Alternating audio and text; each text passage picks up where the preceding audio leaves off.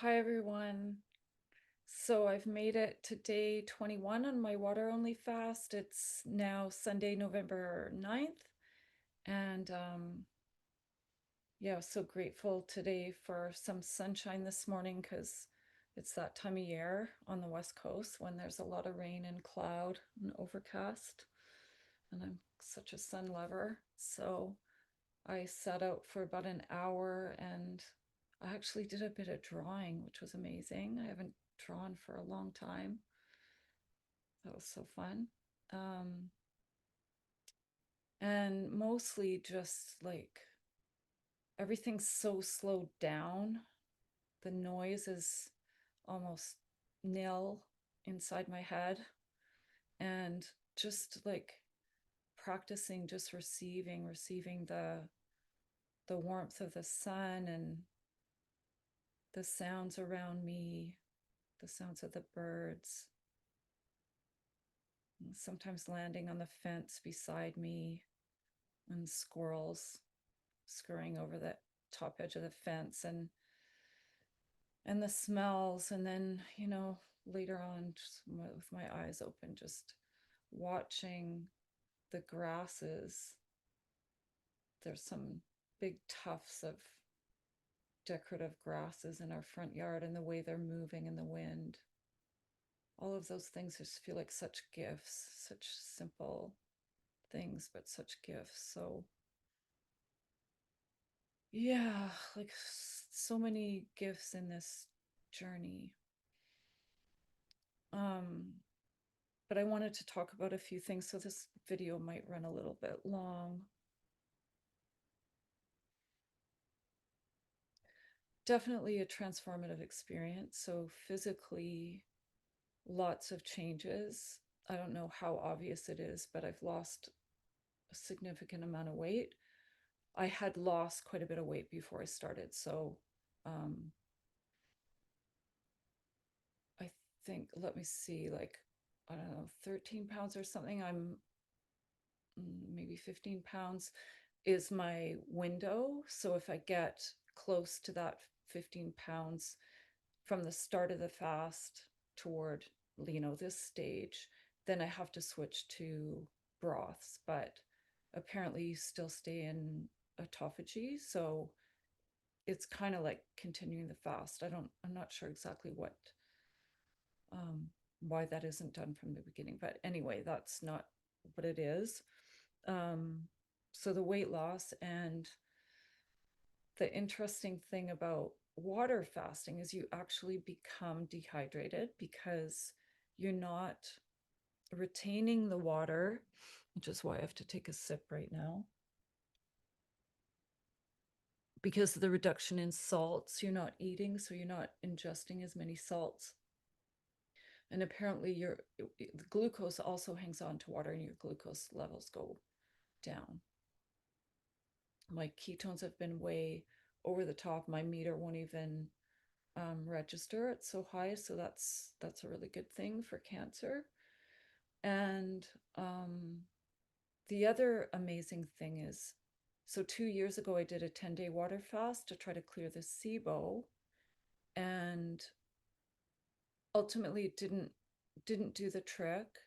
And I found out that 21 days is actually the ideal for clearing SIBO, and that's through the nutritionist that's like top level nutritionist involved in this program. And she's right on the money because I experienced, like, even though I'm not eating anything, experienced this, expelling of, sorry for too much information, but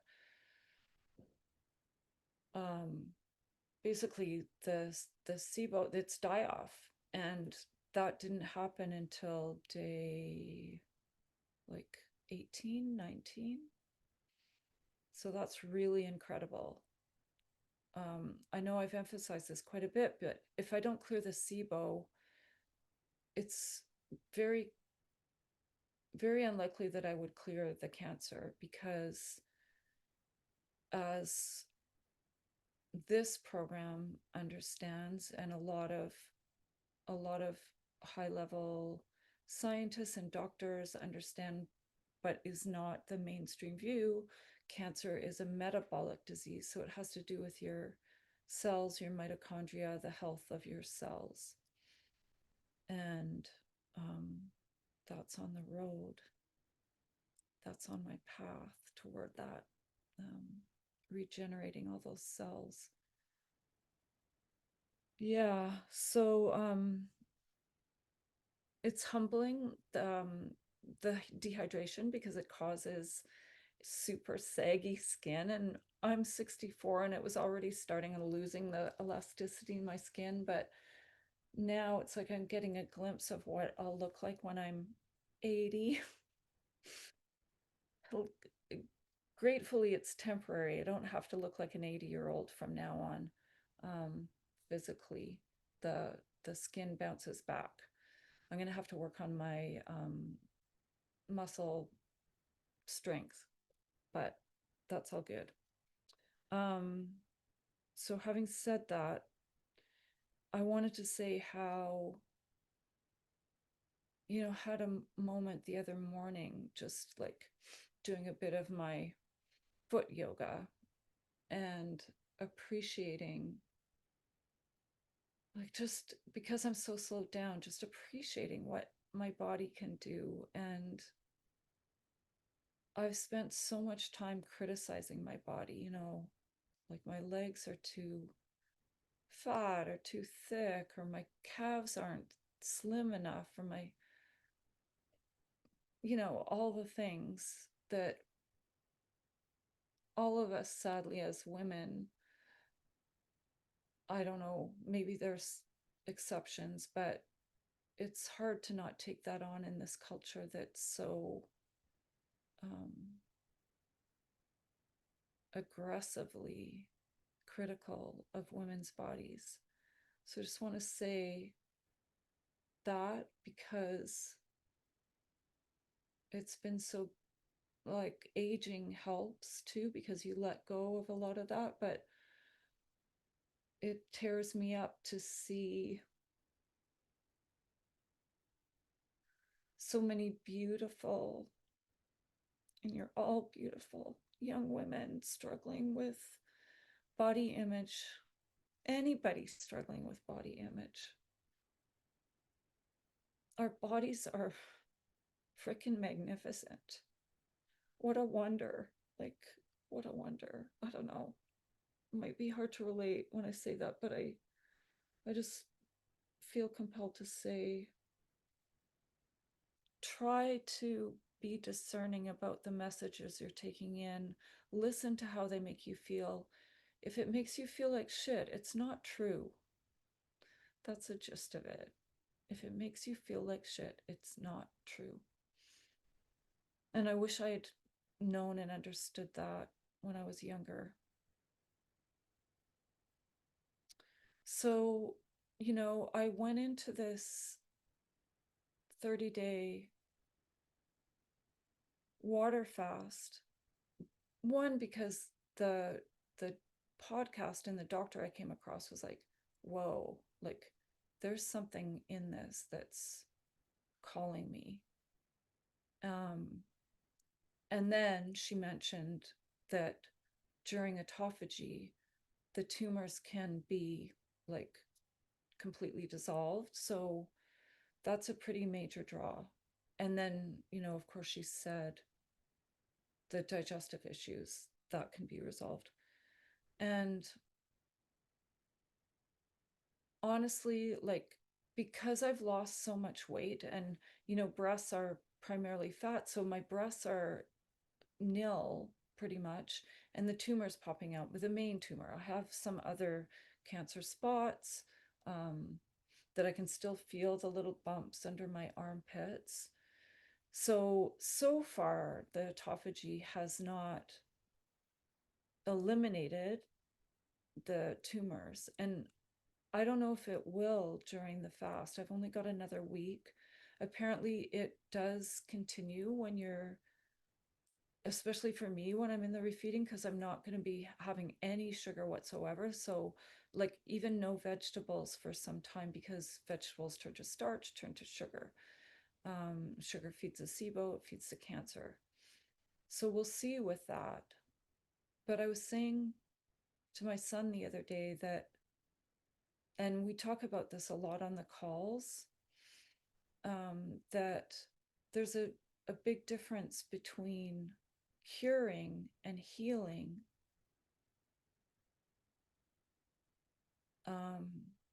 You know, there's ways that you can eliminate the tumors through surgery, radiation, chemotherapy, lots of other alternative means, water fasting for some people. But it doesn't necessarily mean if the tumors go away that you're free of cancer, because if you don't get to the root cause, it can come back. And, you know, I just feel by the grace of the divine, I do not feel anxious about, I kind of want to cry. I do want to cry, not kind of. I don't feel anxious about the cancer.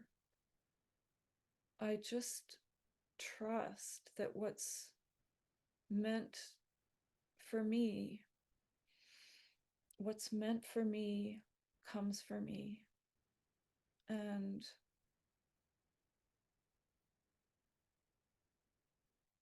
I'm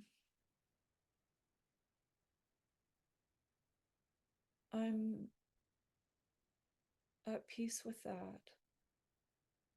I don't feel in any way that I'm on my way out, but I don't know. Who knows? I don't know.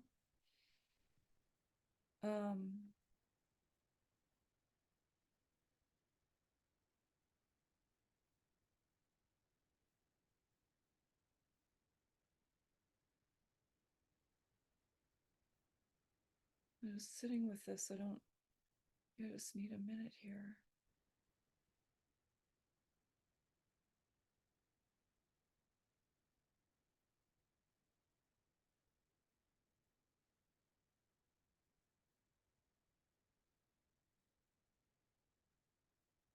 I think that's the first time I've said that out loud, that, you know, there's no anxiety about the cancer.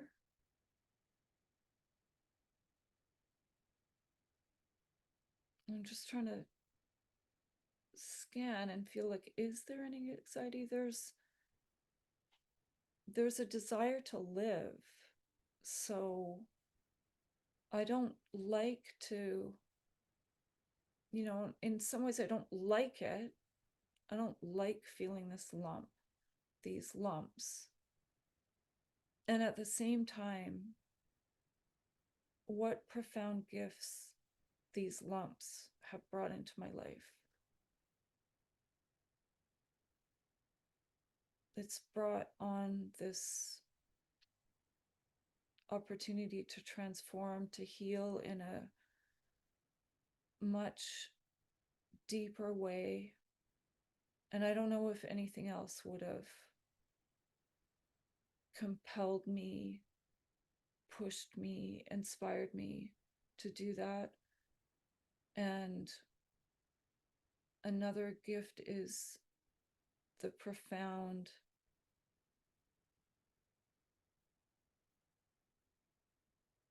precious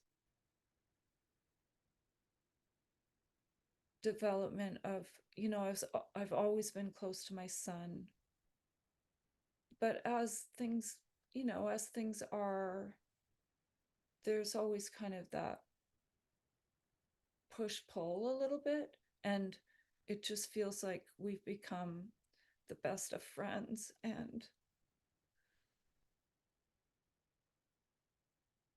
it's pretty amazing because he, at the beginning of this, maybe even before the beginning,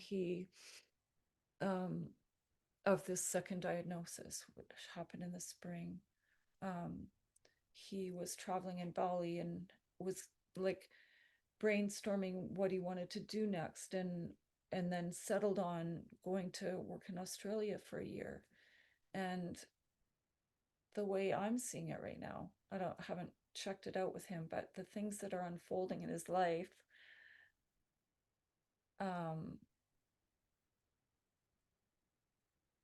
are, I think, revealing that it wasn't such a bad idea to stick around. So that's really awesome. So I'm going to close this down. It's a little lengthy, as I thought it would be, and just say, you know, like,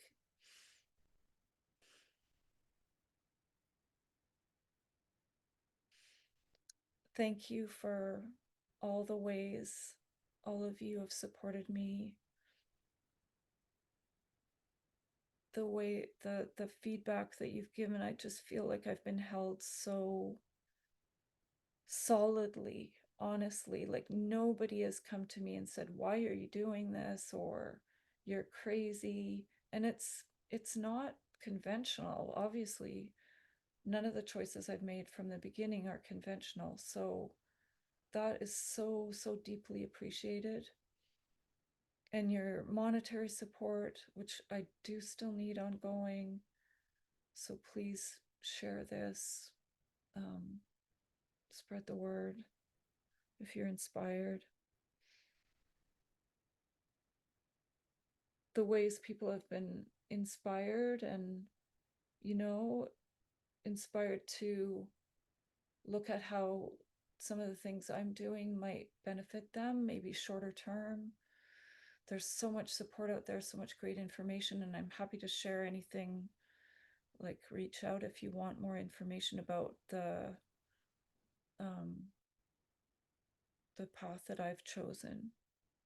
And otherwise, I just want to say, you know, like, I love life. I love this earth. I love all the beings on this earth.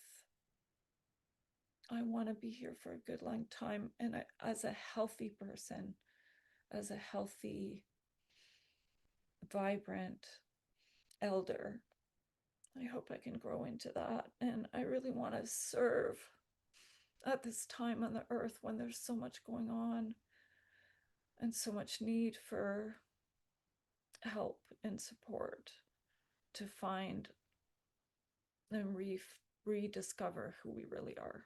So that's my hope, totally from the heart. I love you all. Thank you. Thank you for listening. Bye for now.